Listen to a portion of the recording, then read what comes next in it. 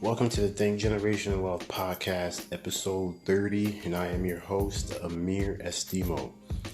In the next two episodes, episodes 30 and 31, we'll be recordings I did a while back ago on another podcast for life insurance awareness month.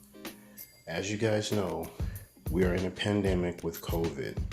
So just want to highlight and heighten the importance of life insurance, because with everything that's going on, if you don't have life insurance, I can tell you right now, these insurance companies are going to make it harder now for people to qualify for life insurance, especially with us in the middle of a pandemic dealing with COVID. So I think it is important for you to have life insurance, to get yourself insured before it gets harder. So I interviewed two people, Jenn Fitzgerald and Georgette Nguku, who are two women who are very highly respected in the industry, in the life insurance industry, and the financial services. And they're going to share in their experience with life insurance and give you some valuable tips. So for episode 30 and 31, you will get insight from these two, some tips, and hopefully you can take them and put them into action. Again, it is and I can't stress this enough, it is very important to get life insurance if you have not done so. So let me share my contact information. Actually, if you're not here in the States, I would love to hear what part of the country, because from my understanding, these episodes are in various countries across the world. I would love to know, how does the life insurance process works in your country? So when you get a chance, hit me up at thinkgenwealth@gmail.com. thinkgenwealth@gmail.com. Also, you can find me on Facebook, Amir Estimo. You can find me on Instagram, The Amir Estimo. You can find me on LinkedIn, Amir Estimo. I have a website coming soon, theamirestimo.com, where you'll be able to go and be able to look at my contact information, know what I'm about. Also, if you'd like to find out more information about life insurance, you can email me, thinkgenwealth@gmail.com. Also, don't forget, please rate and review the podcast.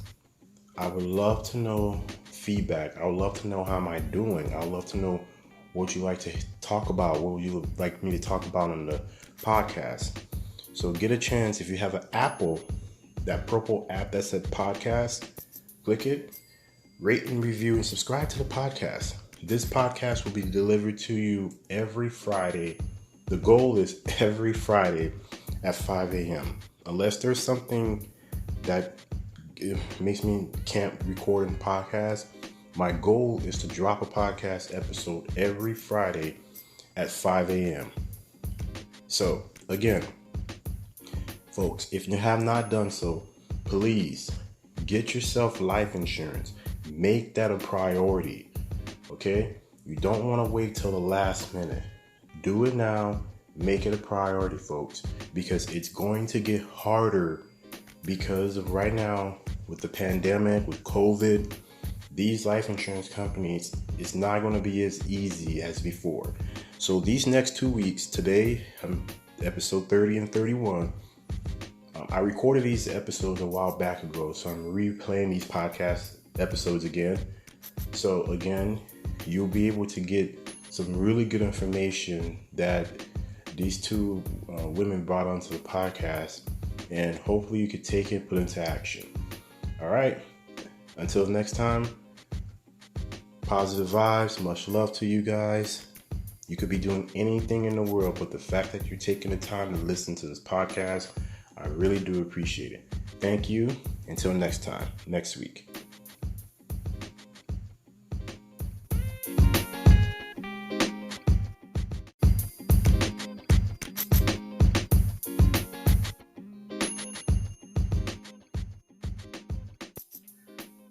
Hello, everyone.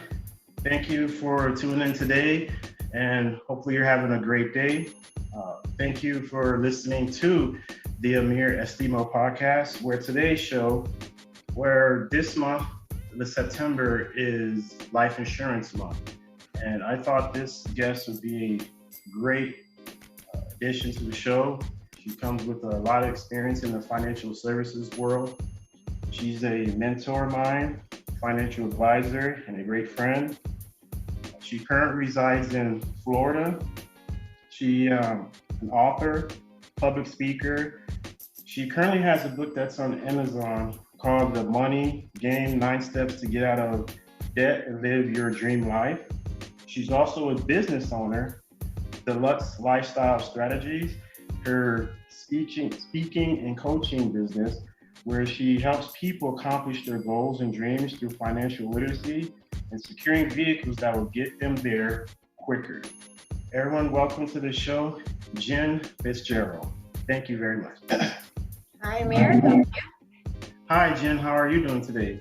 I am amazing, as always. How are you? Thank you. I'm doing great. It's currently scattered raining here in Texas, but it's another day, right? Right? We all got to get rain, otherwise we don't have flowers. Yes, and it helps with cooling down the earth too. Yes. So, Jenn, curious. I noticed on your Facebook you're from California. So, how did you go from California to Florida? That's always a fun story. I was actually a professional ballerina for my first career. So I left home actually at 15 and went to a boarding school in Massachusetts. And when I graduated, I got my first job at Pennsylvania Ballet in Philadelphia. And then I got my next job at Illinois Ballet. And my last job was at Sarasota Ballet. So it's kind of like professional football, you know? You got to go where the job is. You can't stay stationary and have the job come to you. So it allowed me the opportunity to travel a lot. In between all of those, the professional company contracts, I did a lot of freelance work and got to travel throughout the United States, as well as going to the Caribbean islands and Japan. Oh, wow. So you're well diverse in traveling. So what's one of the what place that you visit you really enjoyed? Oh, Japan was hands down probably my favorite trip, as far as, you know, something that my work took me on. Although I do still get to travel for my work now. We do a lot of trips to commemorate good things in our company, recognition awards and things like that. So getting to travel around the country and cruises and things like that. Germany was actually one of my favorite places as well. I just love to travel. So one of my goals in life is to visit absolutely every place on the planet before I am gone. Oh man, that's a wonderful dream there, because there's so much of this world that we don't see, and if we stay in our little cocoon of where we're located, where we reside, you don't get to really expand that growth zone and get to really experience different cultures. So that's awesome. That the fact that you've been so well diverse in traveling. So being in Japan, I've never been to Japan, so that's on a bucket list of mine. So Absolutely. When things get better down the road here, then that can open the floodgates for traveling again, right? Exactly. What place haven't been to that you would like to go? Oh, and like I said, everywhere that I haven't mentioned so far, I would love for Ireland is definitely a must-do just because of my heritage. I have been to Germany many times, which is the other half of my heritage, but literally absolutely everywhere in the world. Okay. So let's talk about you're an author of a book, as I stated earlier in the show, The Money Game, 9 Steps to Get Out of Debt and Live Your Life Dream. What inspired you to write this book?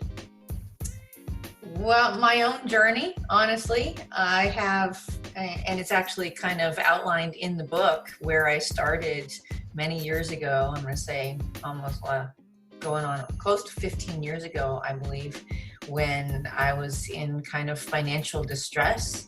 I had already been a business owner a few times, and I had just lost a really, really large business, $250,000 investment into a full service day spa, because my career after dance was massage therapy, and I was feeling lost in finances. I thought I had a good plan, and of course I think I did. Unfortunately, 2008 occurred very shortly after we opened that business, but because of the financial struggles that I went through, it kind of led me to find some different people along a very straight path. Ever since I've been on that path, I've been on the path of learning more and more about money, and then ultimately starting my business where I actually teach the things that I have learned over the last 15 years about money. So that's basically, the book is a very basic overview of the last 15 years of my knowledge and how I got that knowledge and how I applied the knowledge and how others can apply it as well. Oh my, okay.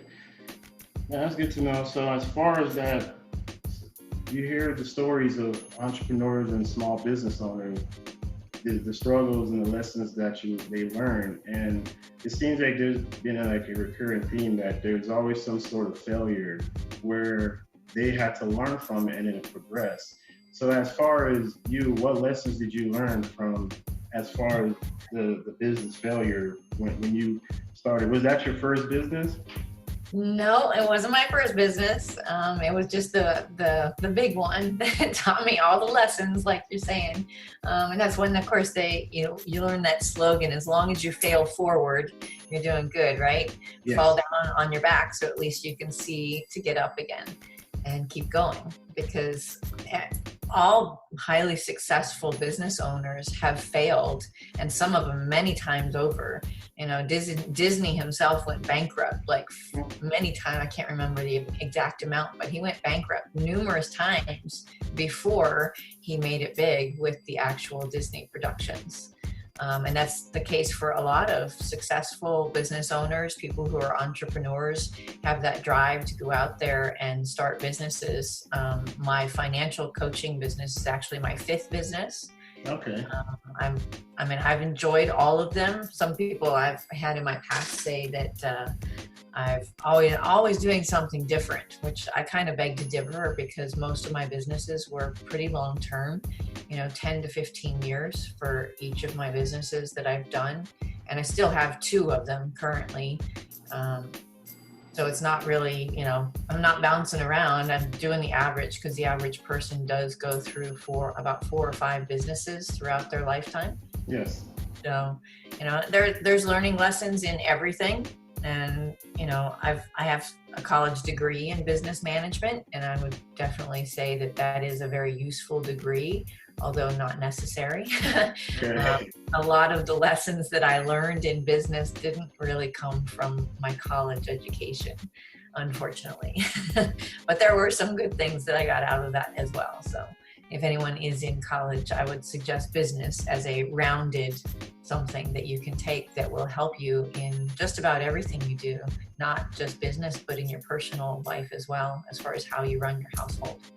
Oh man, so that was actually going to be a question of mine, because in that you mentioned the business management, because that's always when you get out of college, you get out of high school, and then you're trying to figure out what's the next step. But seeing you still had the business management degree, that it was still applicable to what you were doing. So some will say going to college is a waste of time. Some will say that, hey, college is a great experience, and there's some things you can learn that you could apply in real world lessons, right? So the fact that still was applicable to you, that really goes to show you that college has its cons and it has its pros, but it's really just deciding what's best for you. Absolutely. I have 3 college degrees, and I still use at least some of all of them. One of them was a technical business degree, and then my regular business management degree. And then I also have a degree in graphic design and internet marketing. So I use all of those in all of my businesses that I've ever had. So I'm not a pusher of college. I think that a lot of people are seeing that they don't have to go to college if they have the right information in front of them. Obviously, there are some people that do have to go. I mean, if you're going to be an attorney or a doctor, you know, things that are very technical like that, you have to go. You can't get around that one. But there are definitely so many examples of people who are doing it. But you still have to find someone to teach you. You know, some of the quote unquote life lessons that I learned from my spa going down, you know, I don't know that I ever would have learned that from a college degree, the hard lessons that I learned, but I did learn some things from other people in the industry. You know, if I had had a mentor, you know, I have a mentor in my business now, and that's how I learn what I do now, is from someone else who had already gone through the struggles. So yeah, sometimes finding a mentor who has already accomplished what you want to accomplish is the best education out there. And I've paid a lot of money for coaches and things like that.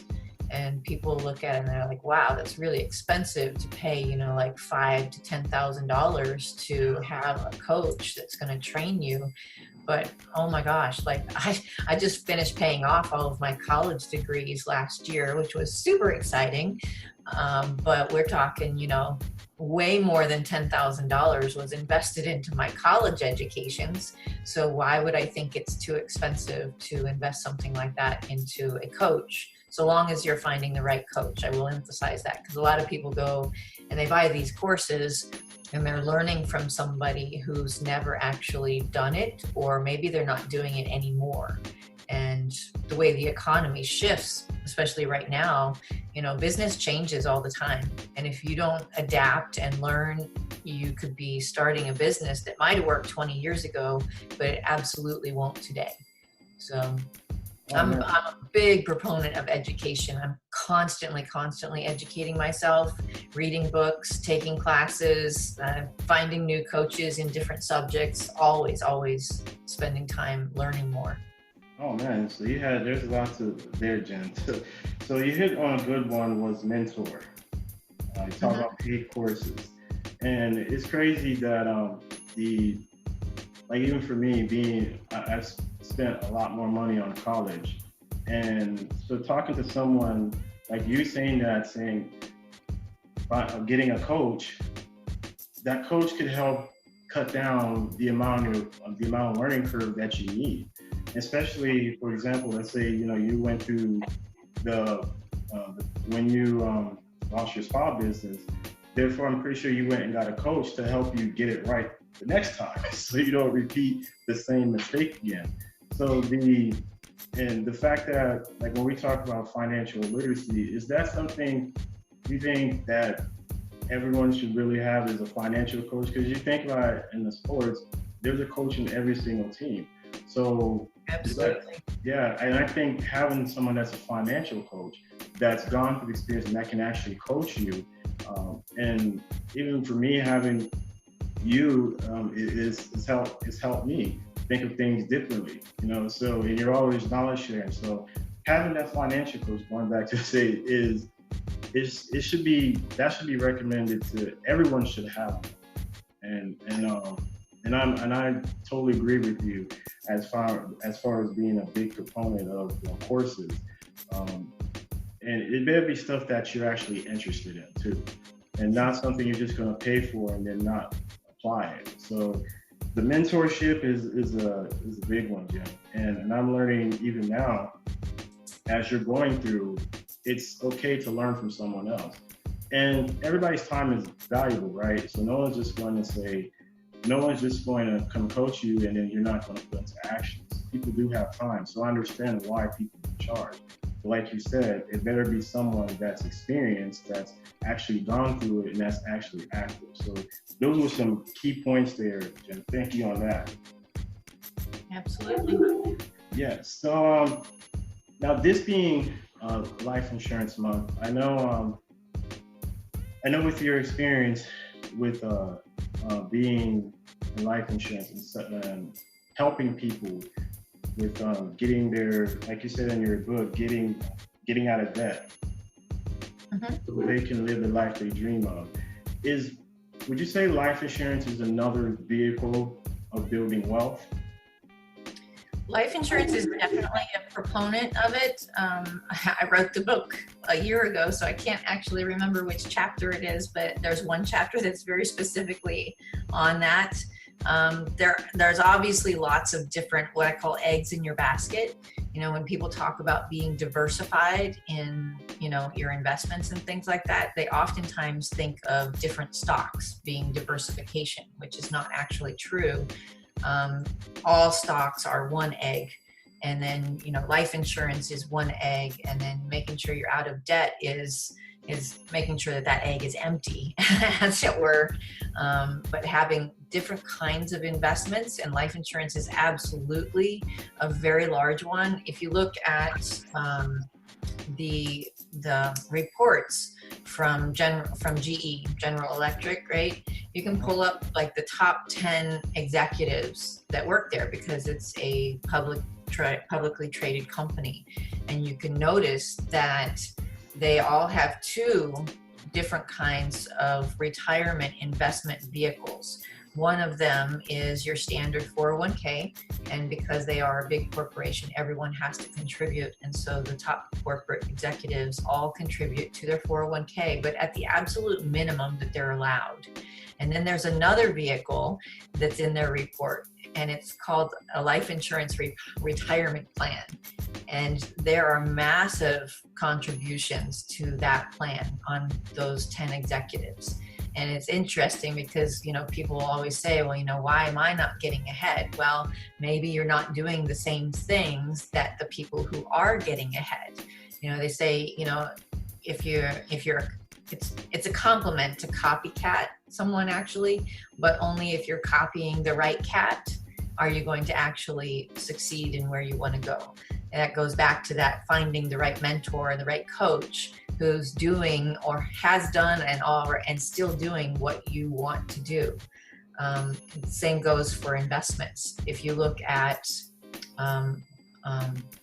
there's a lot of highly successful people. If you look at, I can't think of the book, there's 2 or 3 of them that are specifically about life insurance retirement plans. You'll see it as an acronym, LIRP, alert. LIRP, yeah. That's David McKnight. Yes, exactly. Yeah. And David McKnight. There's quite a few people who talk about it. You can look it up on YouTube all day long and learn more about how those specifically work. But they're basically permanent life insurance, permanent investment grade life insurance, so that people can utilize the way they're invested in the stock market.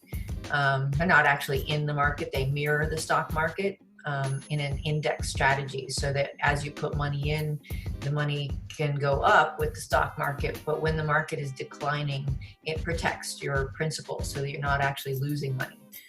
It's just a different way of investing, and life insurance, like I said, is just one more egg in your basket. And there's so many things about life insurance that so many people don't understand. You know, it used to be life insurance was what we now call death insurance. So you had to die and for someone else to get money, which is no fun to actually think about, right? I mean, of course I want to take care of, like, my son, for example. I have things set up that he will have money and be financially set when I pass away. But what about me? What about my investment needs? What about my retirement? Things like that. And life insurance is definitely an area where people can grow their money and produce a really nice retirement income. So, yes. Awesome. Yeah. That answered that. No, that's great. Now you mentioned permanent. I've always been under the assumption there's term insurance. So there's different types of life insurance out there, right? Yeah. There's actually like 6 or 7 different kinds of insurance. I think they're kind of more like a progression through the years as the companies have adapted their products to suit and service their clients. They've come out with new kinds of insurance. So there's the term insurance, which I always equate to as like renting your house. You pay your rent, and when you move out, you don't have a house anymore, but you don't pay the rent there anymore either. Permanent insurance, there's numerous different kinds of permanent insurance. There's whole life, which is what a lot of people have been utilized, especially in the lower income brackets. It's a lower cost, although it has a lower benefit amount as well. And then there's universal life, and there's indexed universal life, and variable universal life. There's quite a few, but that's why you have to sit down with a professional. You can ultimately go onto a website for a provider if you really want to, and try to research it out yourself and pick a product that you think might be suitable for you. But ultimately, it's really difficult to understand all the different kinds of insurance and what is actually correct for you. Because just because your uncle next door has a term insurance doesn't mean that that's right for you. Every single person is completely different. Their needs are different. I have an insurance policy, and so does my son, but our policies are completely different, written by different companies and everything. So every single person is different, which is why it's, again, extremely valuable to sit down with someone who is in the industry, licensed, knows what they're doing, can run some kind of a financial review on you specifically and custom build what you should, what you need. And you don't always have to, if you're sitting with the right person, they shouldn't be like saying you have to do all of these things. You need to do what's comfortable and what fits in your budget, obviously, and then, not just life insurance, other eggs in the basket, as I was talking about before. Yes. And honestly, Jen, I remember this the first time we sat down. One thing I've always admired from you was the level of honesty and care that you have for your clients. So for someone who's on the fence about getting life insurance, what advice would you recommend? I mean, I know you brought out how there was different types, but just someone who's just on the fence and just trying to wonder, is this something that's really needed, or is this something that I should do? Like, what would you advise? Yeah, that's a great question, because I mean, there are people out there who may be in a circumstance where they might feel and possibly even look on paper like they don't need life insurance at all. They don't have any kids, maybe they're not married, they don't own a house, which ultimately says they don't have a whole lot of financial responsibility once they pass away and such. But one of the unknowns that a lot of people don't know about is living benefits policies. There are some new policies out there that provide income to us when we don't die, right? Say, and this is really high, like 1 every 4 seconds, someone's having a heart attack. There's strokes and cancer is being diagnosed. People are having car accidents and, being unable to do anything for months or even years after the accident. What do you do when you have those kinds of incidences? We have small amounts that come from life insurance policies, but most of those pay the doctor bills. They don't pay to, pay your rent or put food on the table and make sure that you can, if you're bedridden, you can at least have a cell phone to call your friend, the basic bills. So, because I have a client and he's like that. He has no responsibilities. He doesn't have any debts. And he's like, I don't have anyone that I need to leave anything to. And I'm like, yeah, well, what happens if you have something to you and you don't die? We have plans that can protect you and your income and keep you going forward. And because even if you don't have any debts right now, if you have a heart attack and you're out of work for a year, you're going to have some debts when you're done. Heart attacks are expensive. Yeah. They take a long time to recover.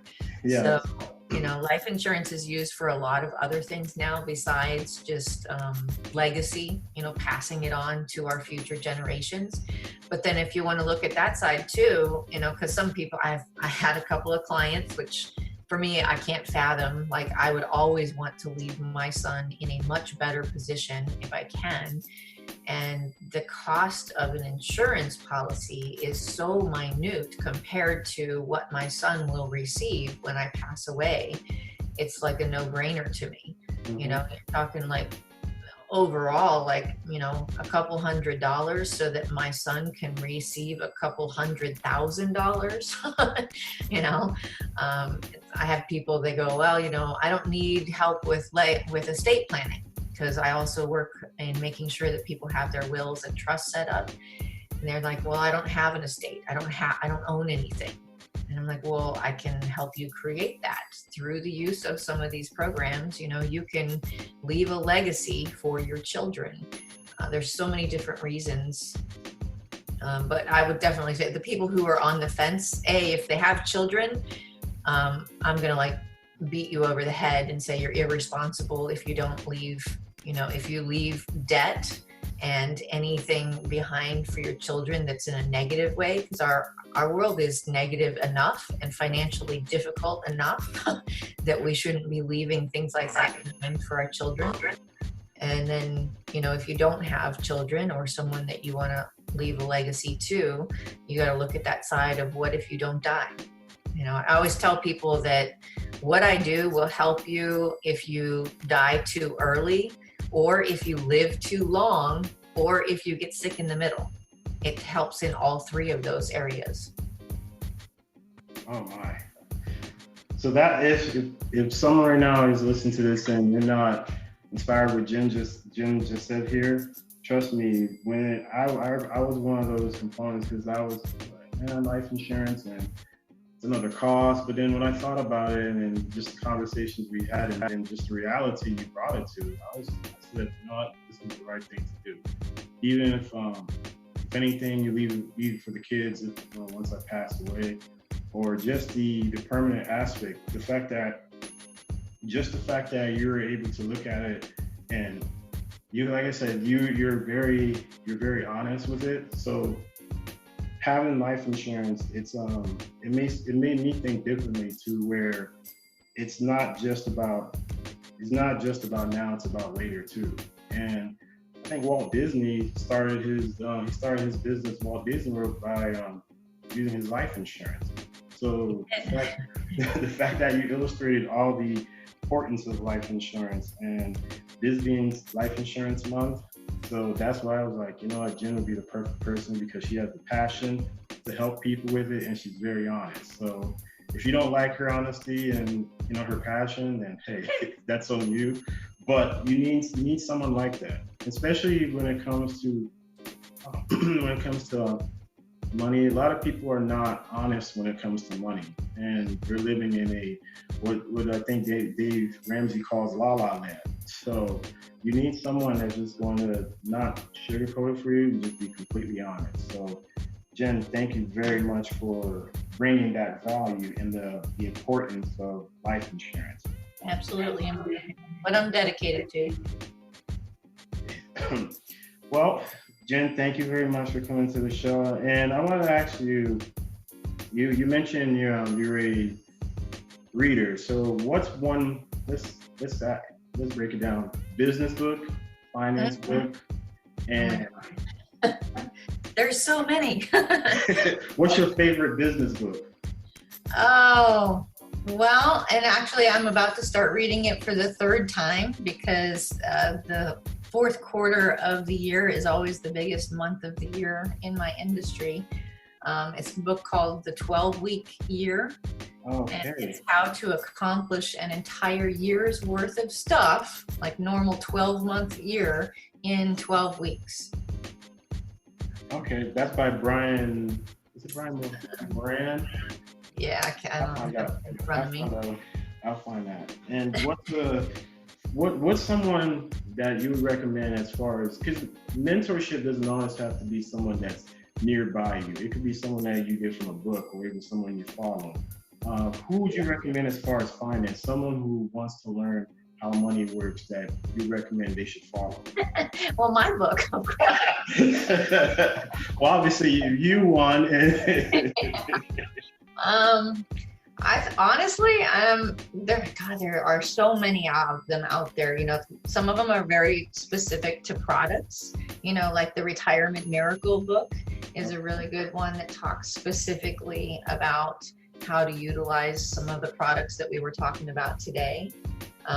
Reading Tony Robbins' book on money was literally, I was like, wow, he's talking about the exact same stuff as we are.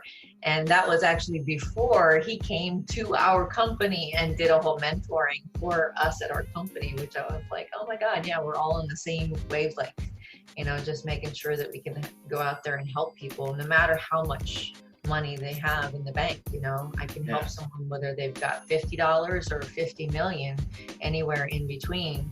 And right now we've got a lot of people that are going, well, I don't even have $50. And I'm like, okay, well, let's sit down because I do have some programs that can help lower people's bills right now. You know, so there's so much. Another finance book. I'd have to get up and go look at my bookshelf. No, well, you know, we're gonna put Jenn, your book in as number one. That's gonna be recommended. Yeah. And that one, it's just a basic, you know, like I said, it's not like super in depth because it's difficult to, you can't tell, like I said, because everyone is different, you really need to sit down with somebody. And I do emphasize that over and over again. And it doesn't have to be me, but of course it can because of the advent of Zoom nowadays.